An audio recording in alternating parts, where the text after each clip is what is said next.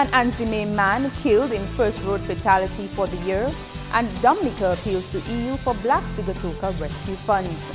I am Lorian Graham with the Channel 5 News. Details after this.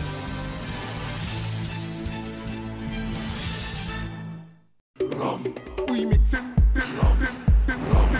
white dog with anything, only white dog. We mix it, white dog with anything, only white dog can beat it. It's calling, I'm eating. It's calling, only white dog can beat it. It's calling, I'm eating. White Oak, when it pours, you reign.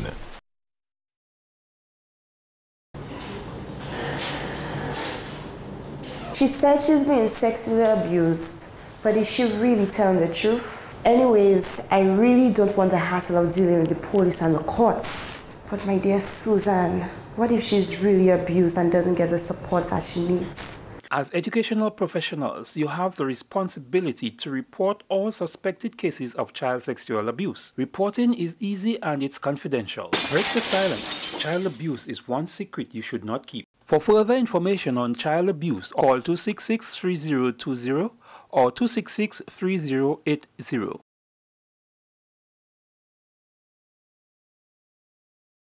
Shopping is a lot easier with Courts Ready Finance. Choose what you want from our wide range of quality products and we take care of the rest. Courts Ready Finance's affordability means there's no deposit. There's no need for a lump sum of cash. It's flexible, which means you choose your payment term and you're guaranteed the lowest monthly payments anywhere. Best of all, it's easy. Easy to get and easy to pay. Shop at Courts today and get what you want hassle-free. Courts Ready Finance. Easy, affordable, flexible.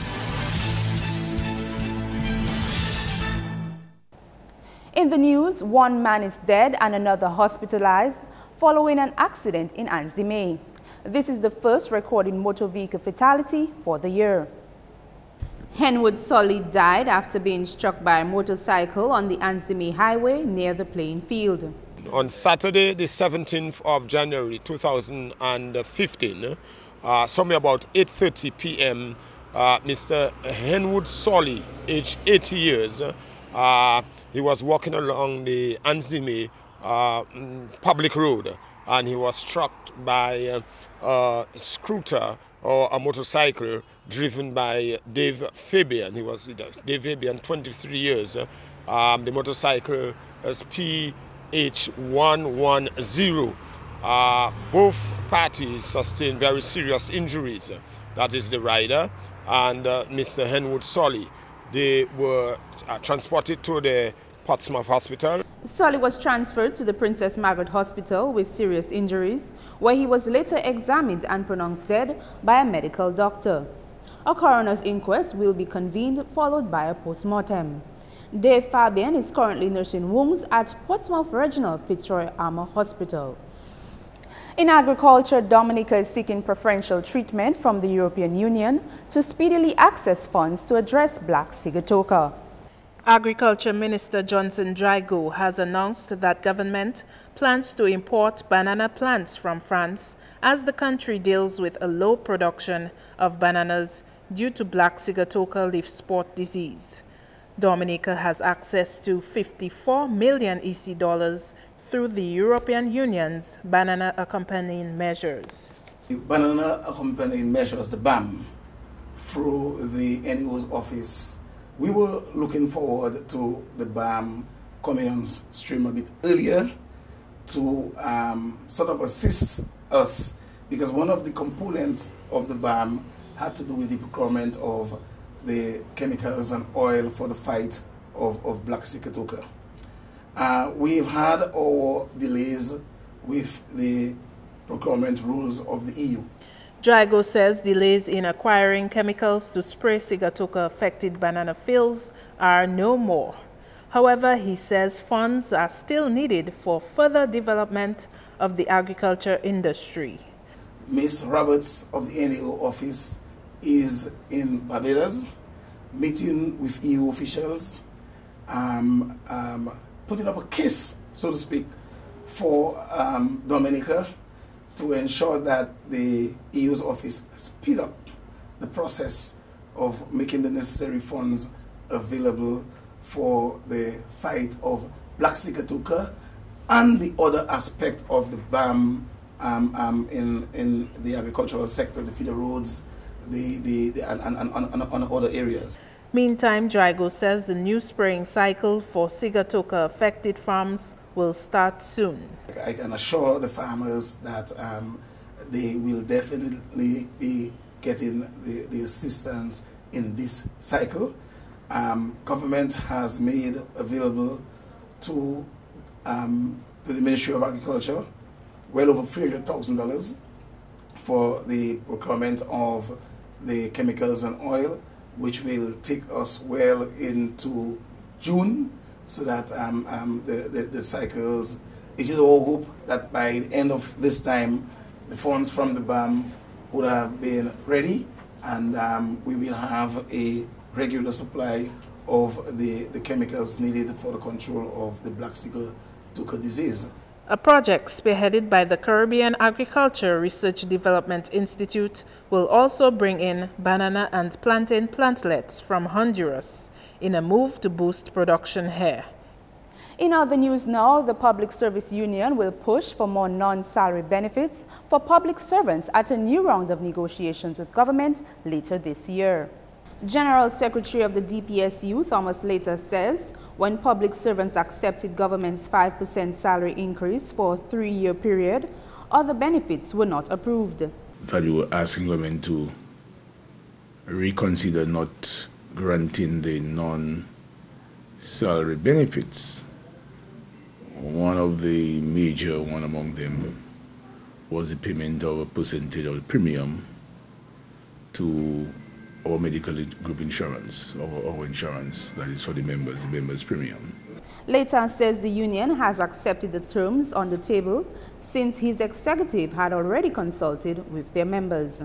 There was no need to prolong negotiations because we would have an opportunity very soon to bring back the non-salary matters to the negotiating table. As you know, we are negotiating for the period 2012 to 2015, and the triennium ends in June of this year. He says in July, the executive will review salary wages for the July 2015 to June 2018 triennium to start proposals to government. On the other hand, Later says future retirees will also benefit from the salary increase. Our members or public officers would have retired earlier would be getting something extra on their gratuity. Their pension will also be improved because, you know, the pension is the best, your last 3 years, best years that is taken into consideration in calculating your pension. It has been a week since Chief Executive Officer of the Dominica Air and Seaport Authority has received a petition delivered by the opposition leader. Benoit Badwil told Channel 5 News he received the document from his secretary and had no further comment. The United Workers' Party had initiated a petition signed by over 500 people calling for Port Officer Vesca Jones of Marigot to be given back his job. But Badwil has not responded or said whether he would act on the petition. Opposition leader Lennox Linton handed over the document to Badwil's secretary last Monday, since he was reportedly out of office at the time. Jones was dismissed in December after a disciplinary hearing. General Secretary of the Public Service Union, Thomas Later, represented him. Jones lost his job after he allowed Linton to send back cooked crab backs to his driver from the airport security screening area at Douglas Charles Airport. This is Channel 5 News. 4 families affected by cancer receive assistance. Stay tuned.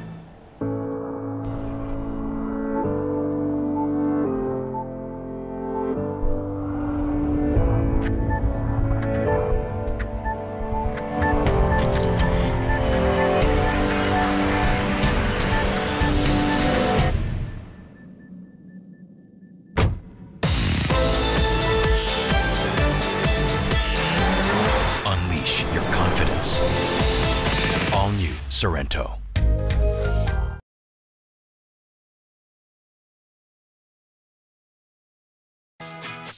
Your style, your taste, your look. As individual as you are. Find the furniture piece that's right for you, only at Quartz. Choose from our wide selection of fresh new designs, luxurious comfort, and contemporary elegance. Best of all, it's more affordable than you think. So create the room that's all about you. Come into Quartz today, where furniture is fashionable. Quartz, bringing value home.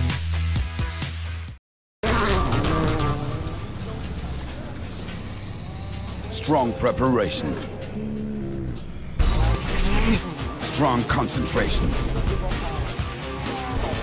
Strong teamwork. Strong nerve. Strong performance. Strong oil. Volkswagen recommends Castrol Edge, our strongest oil.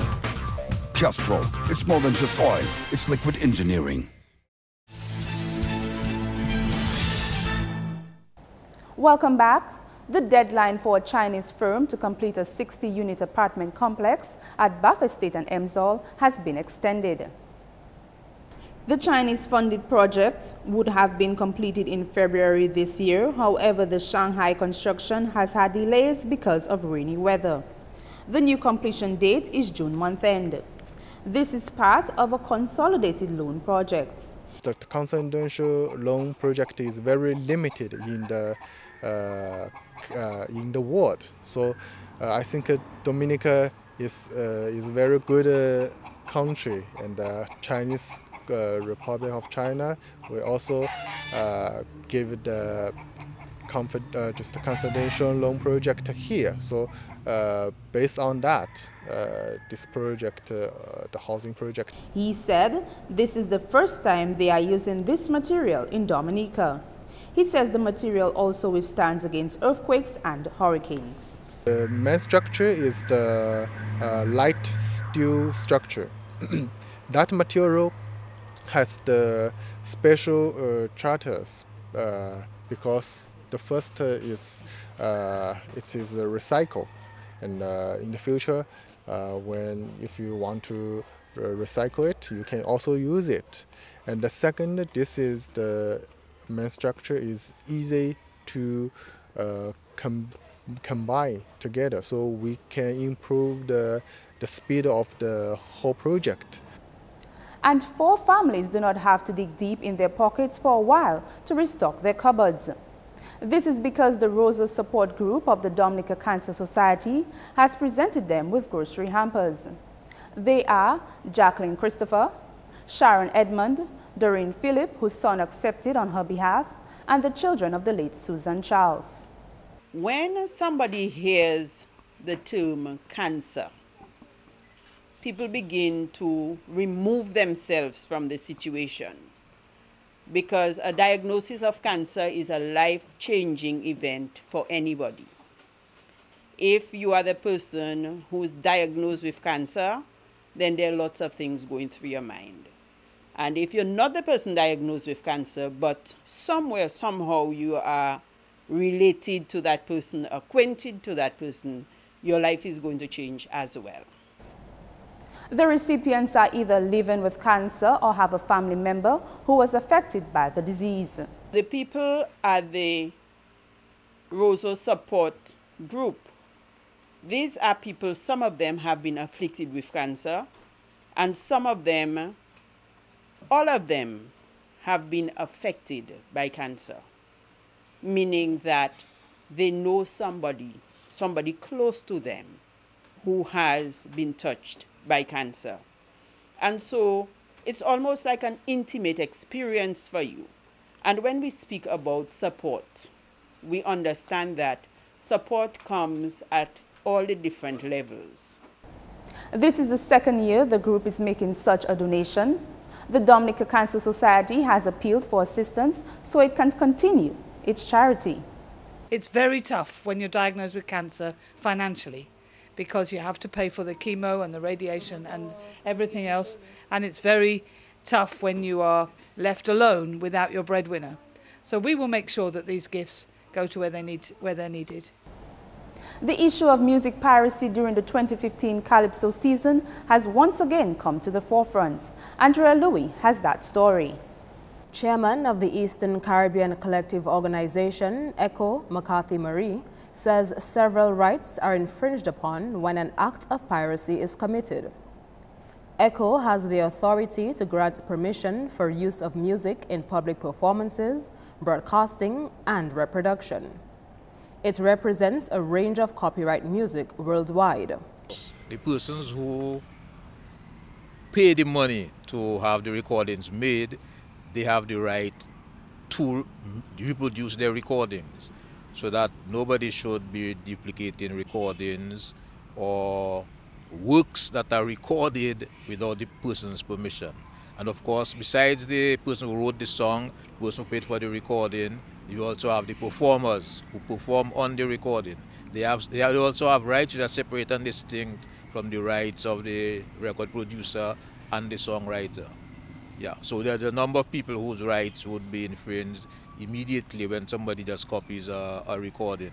Piracy is the unauthorized use or reproduction of another person's work. There are stiff penalties for those who commit piracy. There are two choices. One, to go to the criminal court, in which case you go to the police, as you would for any other thing that somebody stole from you. The police gathers the evidence, and then they go to the magistrate's court to have a case, and the law actually provides for rather stiff penalties, including very steep fines and eventual imprisonment for piracy. Yeah. Otherwise, what you can do is go to the civil court and bring the person up for infringement of your rights, and then the person will pay you damages for having infringed your rights in the civil court. Yeah. A workshop will be held at the end of this month to better educate the Dominican public on intellectual property and copyright laws. The World Intellectual Property Organization, which is a specialized agency of the United Nations, is really the one that's responsible for all the international agreements having to do with intellectual property, not only copyright, but trademarks, patents, etc. So they have funds available to assist developing countries to improve their IP knowledge. So they organize these seminars every so often, and then this is Dominica's time for a seminar like that to be organized. Joining us on Chit Chat is Wadix. He is the promoter of the Stardom tent. Wadix, tell us what is going on tomorrow night. Well, first of all, I'd like to congratulate our Stardomites who made it to the next round. We have 15 Calypsonians making it to the semi-finals. We sent up 21 Calypsonians and 15 emerged for the next round. So we want to congratulate them in a big way. And they will all be on display tomorrow night. And that's a tug of war where Calypsonians go head to head, pound for pound, song for song. And it will be a real battle royal in terms of Calypso music. Cicero Hotel, Reggae Downtown, 8:30 p.m.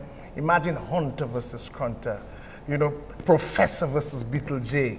You have Observer versus Black Diamond, Caressa versus Daddy Chess, Sour versus DBS. Calypsonians will be going head to head, song for song, pong for pong, and the most important thing, the crowd, the audience will be the judge tomorrow night. We also want to urge patrons to text your favorite Stardom Calypso to 5556. At the end of the season, we'll be crowning the People's Choice Stardom Monarch.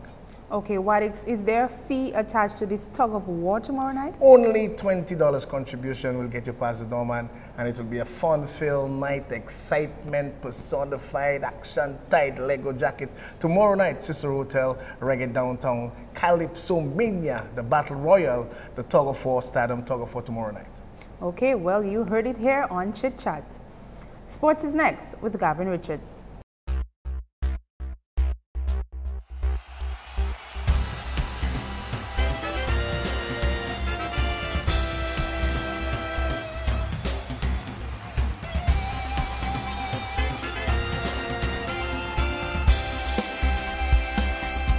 First up, some cricket news. The Windward Islands captain Liam Sebastian says he's disappointed not to have qualified for the semi-final stage of the Nagico Super 50 Overs tournament. The Windwards won big against Barbados on Monday, with Johnson Charles scoring 177 as they piled on 374 for 6, but they needed Guyana to beat the combined colleges and campuses to advance to the semi-finals. Guyana won course to win, but the combined CC pulled off a one-wicket win with a ball to spare. Yeah, it was a very short tournament. Having 3 games on the schedule and only playing 2. But there's a number of positives that we can take from the competition. First up, we played better than the last competition. We won a game convincingly, scoring over 300, close to 400 in fact. Had Johnson Charles making his records for 174. You know, all the bowlers did well in the conditions faced during the games. So I can say that there are a lot of positives to take. The first game was a bit, embarrassing in terms of the way that we batted, but we fielded well in that game and bowled well. But as I said, there's a number of positives that we can take, but it's behind, and obviously we are very disappointed in the way that things went in the game CCC Guyana, but that was out of our hands. We did what we had to do, which was to win. We won against Barbados with a clinical performance. As we said in the meeting before, we needed a strong performance, and I don't think that we could have put in a better effort or a better team performance in that game. So all in all, say disappointed to be heading back home, but at the end of the day, it was out of our hands, and still think that the guys did give their best. In netball, Dominica is stepping up preparations for its participation in the 2015 Caribbean Netball Association Under-16 Netball Tournament for St. Lucia in April. The sports division has announced some 50 players to begin preparations for the tournament. In this broadcast, we'll name 20 of those players as training begins on Saturday at the Dominica Grammar School. The students are from the Dominica Grammar School: Kyla Winston, Rachel Serafin, Valencia John, Crystal Banis, John Serafin, Rachel Marshall, and from representing the Convent High School, Precious Peter, Kishma Hav, Brain Hamilton, Shells Stephen, Angelique Sorrendo, and Tonilia Eli, and from the Portsmouth Secondary School, Danisha Langley, Selena Langley, Ria Pierre, Aliyah Prince, Shanika Bruno, Kaylee Clark, Shanice Henry, and Melinda Andre. Other players will be announced in a future broadcast. And President of the Dominica Amateur Volleyball Association, Albert Loblack, says his association will continue to work in the best interest of volleyball on the island. His comments at the association's AGM last weekend, where a resolution was passed to extend the term of office to 4 years. Another resolution was also passed where Loblack and his entire team will serve an additional 2 years. The DAVA executive remains committed to the development of volleyball in Dominica by continuing to organize and execute programs directed at the youth and beach volleyball. The DVA stands ready to support and pursue any avenue that seeks to provide an indoor facility which will greatly assist in the development of our sport. The DAVA is committed to working with the sports division, schools, and the communities in organizing activities geared at developing youth volleyball. The executive will continue to encourage teams and clubs to develop their players by organizing regular, constructive training programs. And in conclusion, the DVA will continue to strive for excellence, motivate its players, work to develop all aspects of the sport in Dominica. Meantime, Treasurer of the Dominica Amateur Volleyball Association, Rowana Joseph, says the association's finances are in much better shape at the end of 2014 as opposed to the end of 2013. With reference to the bank account of the DAVA, as at the 1st of January 2014, the balance on the account at First Caribbean International Bank was $7,579.56, which was a big increase from last year's opening balance, which was about $11 thereabouts. So I can say that the association did well from 2013. Monies from sales, sponsorships received, and registration fees from teams were the only sources of income for the period under review. The income therefore totaled $81,822.87. Expenditures for the period included purchases, travel expenses, transportation costs, among others, a total of $78,495.30. In athletics, Mark Maguire Suarez was his usual self as he won the Pioneers Athletics Club 1 mile race on Sunday. Suarez, who has dominated long distance running in recent times, was the first to cross the line in the race, which started from Citroën and ended on the bayfront.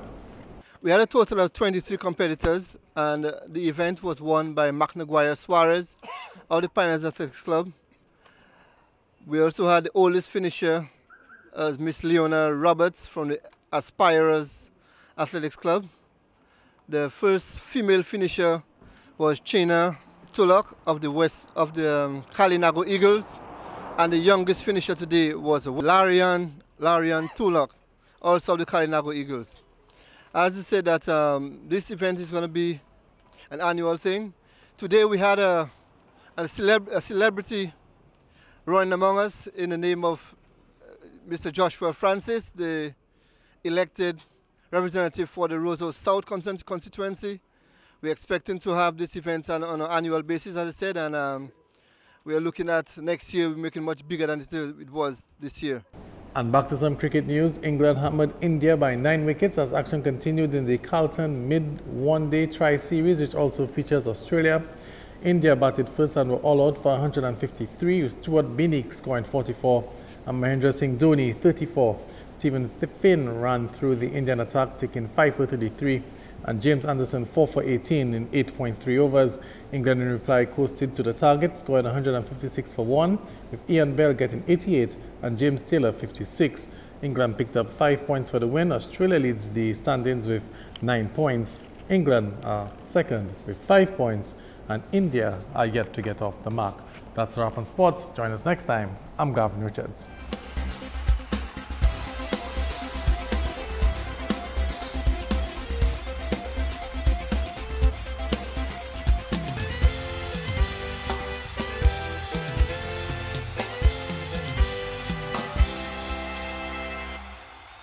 What can we expect from the weather tomorrow? Our friends at the Met Office will tell us. Good evening, viewers, and welcome to tonight's weather broadcast. I'm your presenter, Marshall Alexander. Again, we begin by taking a look at earlier infrared satellite imagery and what it showed. Some low-level clouds which moved across the region today, namely cumulus and stratocumulus clouds, resulting in mostly cloudy skies across Dominica. Now, taking a look at earlier radar imagery, what it showed, some scattered showers which moved across the region today, and this resulted in 0.3 of a millimeter of rainfall reported at the Kinnfield Airport and 1.9 millimeters reported at the Douglas Charles Airport. Tonight's weather is expected to be partly cloudy to occasionally cloudy with a few brief scattered showers, and tomorrow's weather is expected to be partly cloudy to cloudy with some brief scattered showers. Sea conditions are expected to be slight to moderate in open water with swells peaking near 7 feet. Northerly swells can be expected to affect the northern and western coasts of Dominica. Therefore, small craft operators and sea beavers on the northern and western coast, you're advised to exercise some caution. Conditions for the next 3 days: partly cloudy skies with some scattered showers expected on Wednesday and Friday, with an increase in cloudiness and shower activity expected on Thursday. Conditions for the rest of the Caribbean tomorrow: partly cloudy skies with some scattered showers can be expected throughout most of the region tomorrow. Our international cities forecast: overcast skies can be expected in New York, with partly cloudy skies expected in Miami and Caracas, some rain expected in London, and clear skies can be expected in Beijing. Sunrise tomorrow will be at 6:46 a.m. and sunset at 5:58 p.m. For more information, you can call the weather hotline at 447-5555 or visit our website at weather.gov.dm. Join us tomorrow for another weather broadcast. Have a good night. To end the news, the headlines again. An Anzime man is the first road fatality for the year, and Dominica appeals to the EU for Black Sigatoka rescue funds. Send your questions and comments to news@mapping2k4.com. For instant access to the news, you can download the Turn Up 767 app. On behalf of the production team, I am Lorraine Graham. Thank you for watching.